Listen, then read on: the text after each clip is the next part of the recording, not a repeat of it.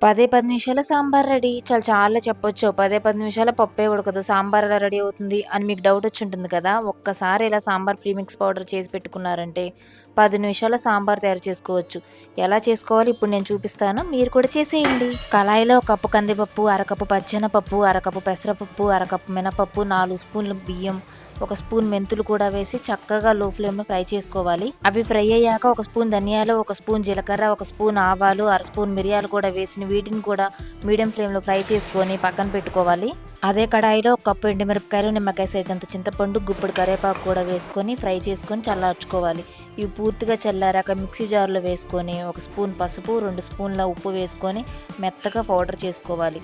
Next ఈ ఎండుమిరపకాయలను కూడా వేసుకొని మెత్తగా పౌడర్ చేసుకొని ఈ రెండింటిని కలుపుకొని బాక్స్‌లో పెట్టుకోవాలి. ఈ పౌడర్ 3 మంత్స్ వరకు యూజ్ చేసుకోవచ్చు. ఇప్పుడు సాంబార్ ప్రిపేర్ చేసుకుందాం. మనకు అందుబాటులో ఉన్న కూరగాయలు కట్ చేసుకొని పెట్టుకోవాలి. కళాయిలో 4 స్పూన్ల ఆయిలు, పోపు గింజలు, కరివేపాకు, కట్ చేసుకున్న వెజిటబుల్స్, ఒక స్పూన్ ఉప్పు కూడా వేసుకొని 2 నిమిషాలు మగ్గనివ్వాలి. ఇవి మగ్గాక సాంబార్ ప్రీమిక్స్ పౌడర్ 2 స్పూన్లు యాడ్ చేయాలి. అలాగే 4 గ్లాసులు వాటర్‌ని కూడా పోసుకొని 10 నిమిషాలు ఉడకనివ్వాలి. కొంచెం కొత్తిమీర వేసుకుంటే సాంబార్ రెడీ అయిపోతుంది. చాలా అంటే చాలా బాగుంటుంది. మీరు కూడా ట్రై చేయండి.